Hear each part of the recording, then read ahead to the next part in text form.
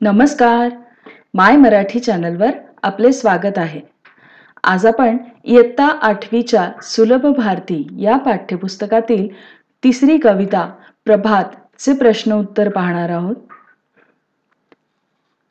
प्रभात या कवितेचे कवी आहेत किशोर बळी. प्रश्न पहिला, खालील प्रश्नांची एका वाक्यात उत्तरे लिहा. कवीने वर्णिलेली प्रतिभेची प्रभात कुठे होणार आहे? उत्तर, कवीने वर्णिलेली प्रतिभेची प्रभात कलागुणांच्या क्षितिजावर होणार आहे. कवीच्या मते व्यक्तित्वाच्या प्रयोगशाळेत कोणते गुण रुजतील? उत्तर, कवीच्या मते व्यक्तित्वाच्या प्रयोगशाळेत तत्वांचे गुण रुजतील. प्रगतीची नवपरिभाषा कोणती? उत्तर, नवीन स्वप्ने व नवीन आशा ही प्रगतीची नवपरिभाषा आहे. प्रश्न दुसरा, गोलातील शब्दांचा आधार घेऊन चौकटी पूर्ण करा. सुंदर जग कोणाचे? फुलपाखरांचे. पसरणारा सुवास कशाचा? आपुलकीचा. पायाभरणी कशाची? अस्तित्वाची. अमूल्य शिकवण कोणाची? गुरुजनांची. प्रश्न तिसरा, कवितेच्या आधारे योग्य पर्याय निवडा. विद्यार्थ्यांनो, इथे योग्य पर्याय उत्तर म्हणून दिलेला आहे. कलागुणांच्या क्षितिजावर प्रतिभेची पहाट उगवली कारण ज्ञानाचे तेज नव्या युगाच्या नभात पसरले. कवीच्या मते मानवतेचे युग म्हणजे भेदाभेद नसलेले युग. प्रश्न चौथा, योग्य जोड्या जुळवा. अ गट, ब गट. इथे उत्तरे समोरासमोर दिलेली आहेत. नव्या युगाच्या नभात नव्या विचारांच्या क्षेत्रात पहाट. प्रतिभेची प्रभात, नवनिर्मितीची पहाट. पायाभरणी अस्तित्वाची, स्वतःचे अस्तित्व मजबूत करणे. व्यक्तिमत्वाची प्रयोगशाळा, व्यक्तिमत्वाची जडणघडण. प्रश्न पाचवा, तुमच्या शब्दात उत्तरे लिहा. तन सुदृढ आणि मन विशाल या शब्दसमूहांचा तुम्हाला कळलेला अर्थ लिहा. उत्तर, स्पर्धेच्या युगात गुरुजनांची अमूल्य शिकवण मिळाल्यामुळे या जगात वावरताना आमच्या अस्तित्वाची जाणीव आम्हाला झाली आहे. येथे व्यक्तित्व घडवण्याची प्रयोगशाळा चालविली जाते.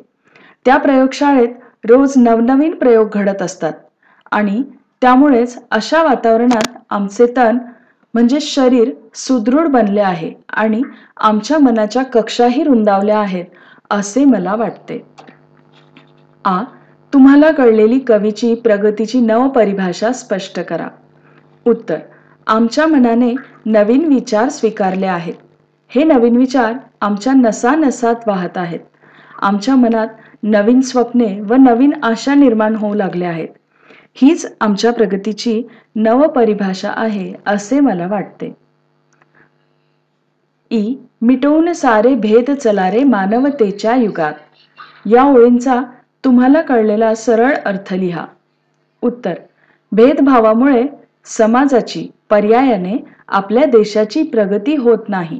माणूस म्हणून घ्यायचे असेल तर समाजातील हा भेदभाव समूळ नष्ट करावा लागेल आणि म्हणून कवी म्हणतात की परिश्रमाने, अभ्यासाने आपल्या देशाला श्रेष्ठ, प्रगत बनवायचे असेल तर आपण सर्वांनी सारे भेद विसरून मानवतेच्या युगात जायला पाहिजे.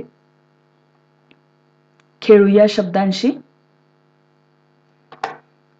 प्रश्न खालील शब्दांसाठी कवितेतील शब्द शोधा.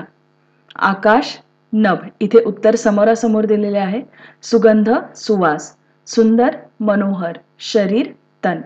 पुढील प्रश्न आहे, विशेष्य व विशेषणाच्या योग्य जोड्या जुळवा. अ गट यामध्ये सर्व आहेत. विशेष्य नाही, सॉरी, अ गट आणि ब गट. अ गटामध्ये आहेत विशेषण आणि ब गटामध्ये आहेत विशेष्य.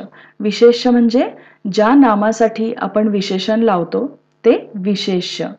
आणि विशेषण आपल्या सर्वांना माहितीच आहे की नामाबद्दल विशेष माहिती सांगणारा शब्द म्हणजे विशेषण. तर ब गटात आहेत विशेष्य आणि अ गटात आहेत त्या विशेषासाठी आलेले विशेषण. भव्य, पटांगण. येथे पटांगण हे विशेष्य आहे आणि भव्य हे विशेषण आहे. अमूल्य शिकवण, नवे युग, सुंदर जग, विशाल मन. अशा प्रकारे या व्हिडिओमध्ये आपण इयत्ता 8वीच्या सुलभ भारती या पाठ्यपुस्तकातील तिसरी कविता प्रभातचे प्रश्न उत्तर पाहिले आहे. हा व्हिडिओ आवडला असल्यास लाईक, शेअर आणि सबस्क्राईब करायला विसरू नका. आपल्या काही प्रतिक्रिया असतील तर त्या कमेंटमध्ये आम्हाला जरूर कळवा. धन्यवाद.